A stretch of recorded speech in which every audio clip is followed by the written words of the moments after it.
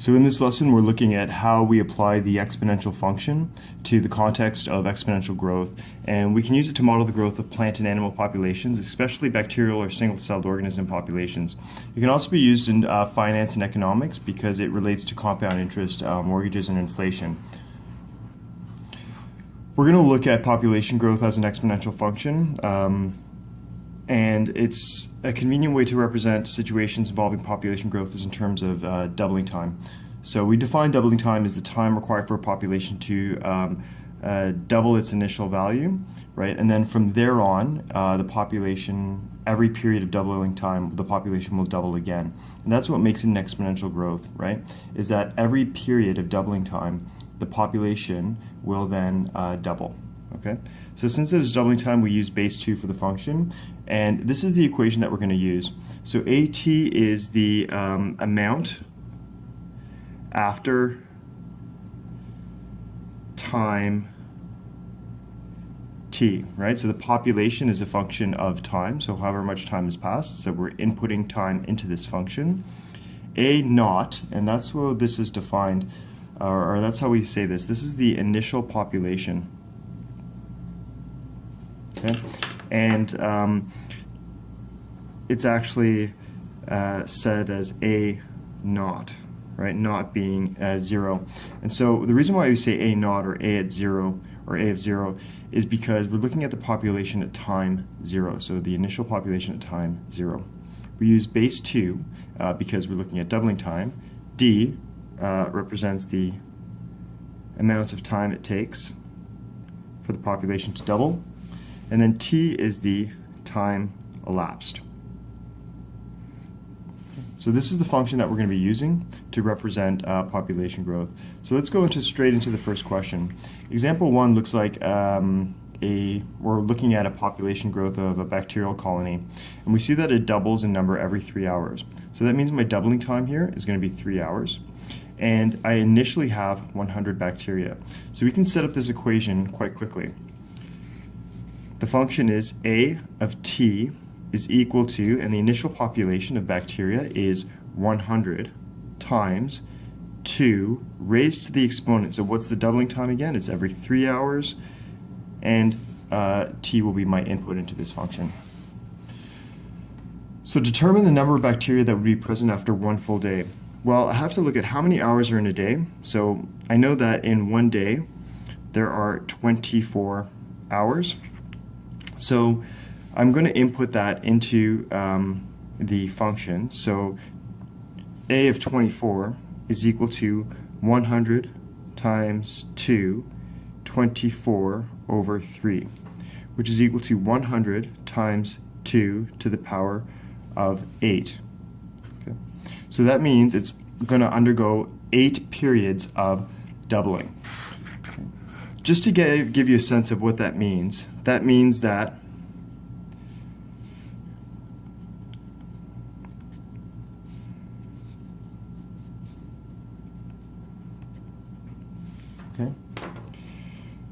this is how the population growth will take place. So after your first period of doubling, so after 3 hours, that would be 2 to the 1, the population will double. Then after 6 hours, this population will then be multiplied by 2. And then after 9 hours, that population, this entire population will be multiplied by 2 and again, so on and so forth, right? So as we can see, that number grows quite quickly, and that's why we use our exponential function. And so what we end up with is 100 times 256, which is 25,600.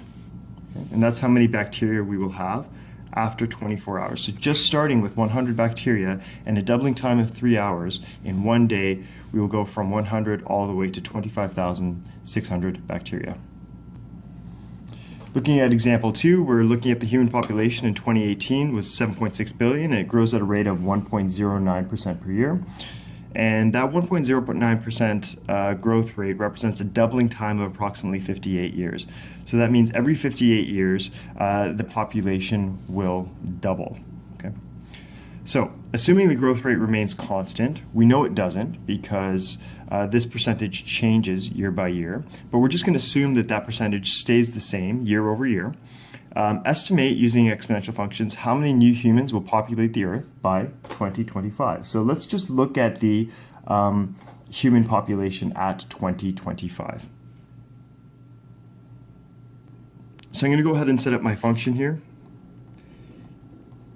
A of t, and my initial population is 7.6, and I'm just going to remind myself that that 7.6 represents 7.6 billion. Okay, it's not 7.6 humans, but rather 7.6 billion.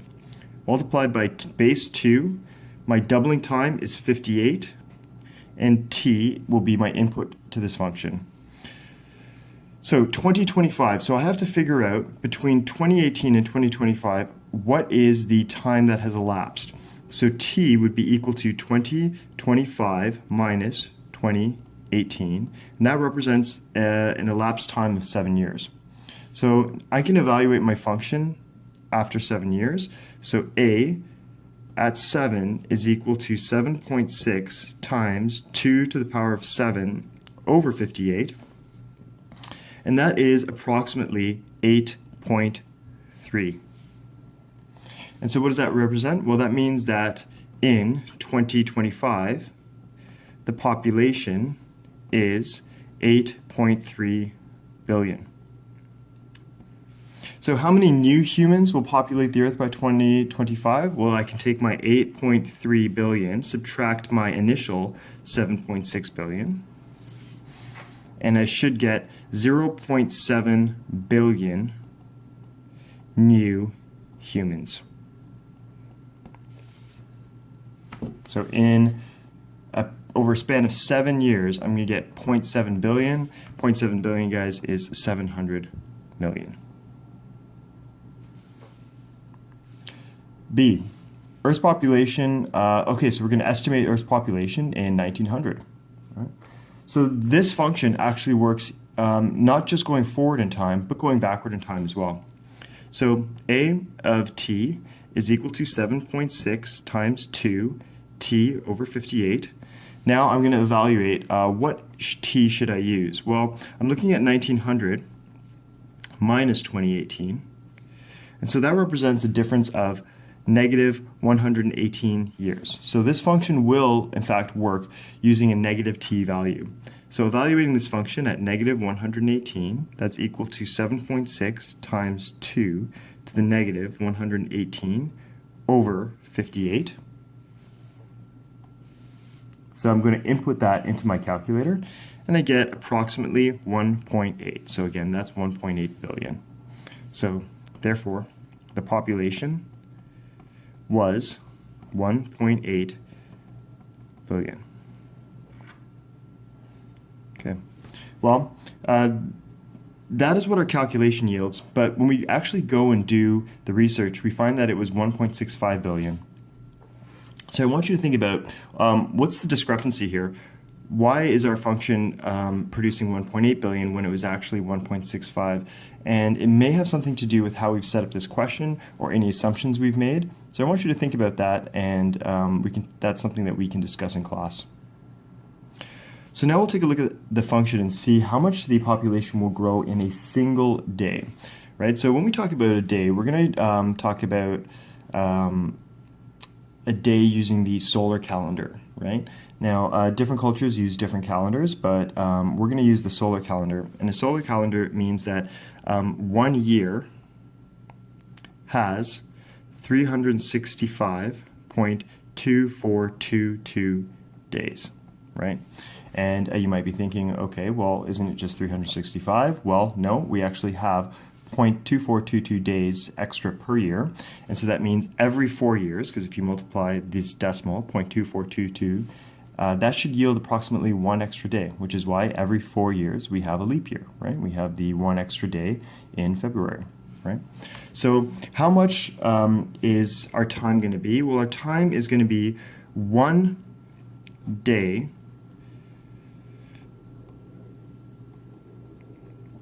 over 365.24422 days per year. So when I go to evaluate that, I get approximately 0.00274 years, right? So a day in years is approximately this value. Okay. So I'm going to evaluate my function, a of 0.00274, because that's my time value. My initial population is 7.6 times 2 to the power of 0.00274 over my doubling time of 58 years.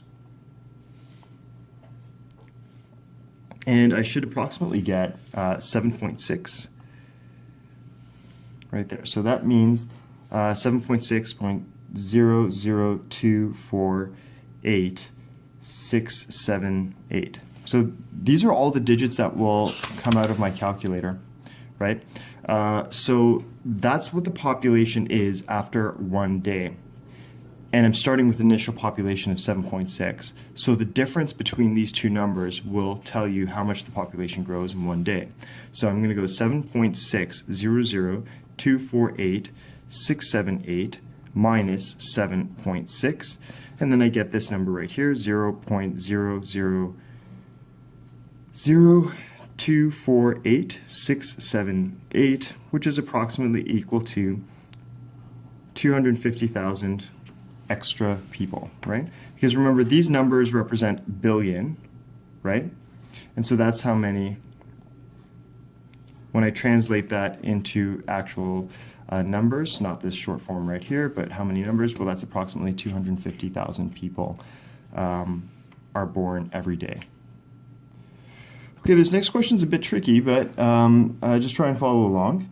The world's population in 1650 was approximately 545 million, while it reached approximately 2.5 billion by 1950. Use the graph of y is equal to 2x. So this is the graph right here. Y is equal to 2x. That's that graph as I just pulled it from Desmos, to estimate the doubling time over that period. So I'm going to let t equal to 0 represent 1650, right? So 0 time on this graph right here, when x is equal to 0 on this graph, that's going to represent 1650. So for 1950, that means 300 years have elapsed, right? T will be equal to 300. So my initial population, or A naught, so my initial population at 1650 is equal to 545 million. So I'm able to set up my equation right now. So A of t is equal to 545 million times 2t over 300. Okay.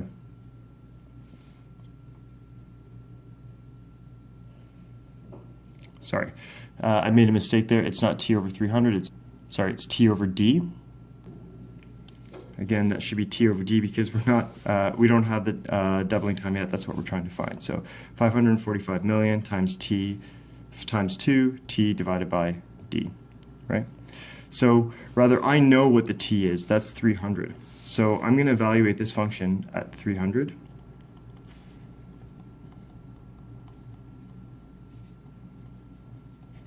Times 2, 300 over d. Again, I don't know my doubling time. That's what I'm trying to find in this question. But what is the population after 300 years? Well, the population after 300 years was 2.5 billion. So I actually have this value. A of 300 is 2.5 billion.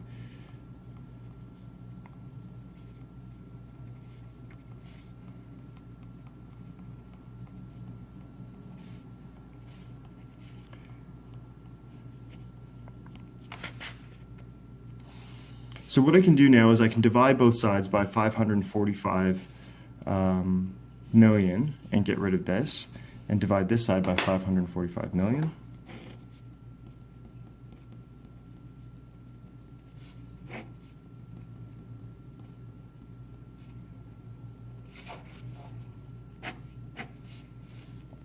And what I should end up with is approximately 4.6. And 4.6 is equal to 2 to the power of 300 over d, right? So as you can see, I've got a function here, right? Base 2, so just like this. And I'm looking for when does this function equal to 4.6. So I go over to my graph, and I look right here, and 4.6 is about here, right? That's 4.6 on my graph. And so I'm looking at what x value, because that's your x value, what x value would produce 4.6, right? What x value, if I put in here, will give me a y value of 4.6. So I just go use my graph to estimate, and just barely estimating, I've got like my 2.2. I know it's hard to tell because, you know, the graph isn't quite precise, but I would estimate 2.2. So that means that my x value there, that exponent is 2.2. So 4.6 is equal to 2 approximately to the power of 2.2, which is then also equal to 300 over d. So these two exponents are the same. Therefore, 2.2 is approximately, and I'm just going to use a dot here to indicate approximately, 300 over d, which means that my doubling time is approximately 136 years. So, assuming that this doubling time remains constant, what would the Earth's population be today? So, I'm going to restate my equation now that I have the doubling time. So, 545 million. Again, I'm still using the A0 value from 1650, from the year 1650, times 2t over 136. That's what we discovered. That's the doubling time. The difference between 1650 and today, so that would be, I'm just going to do a side calculation here. Time is equal to 2019 minus 1650, and that's equal to 369. So that will be my t value, which I'll insert into the function right here. So a at 369 is equal to 545 million times 2, 369 over 136. And I'm going to evaluate that on my calculator. So what I end up with is 3.6 billion. So using the initial population from 1650 and the doubling time of 136 years, today's population should be 3.6 billion. But obviously that's not the case because I have 7.6 billion. So we have to ask ourselves, why is our calculation so off? What is it about what we've done here that has caused our calculation to be off? And again, it's nothing to do with the math that we've done here. It has to do with the assumptions that we've made, right? And it goes back to the assumption that we made over here, which is that the growth rate would be constant over this entire period. And we know that's not the case in human populations. Our growth rate does not stay constant. Our growth rate continues to go up. And especially over the period of 1650 to 1950, there were a lot of world events that caused the population to explode, right? So the growth rate certainly did not remain constant throughout that entire time period. Okay, please complete the homework, which is the practice questions on the next page.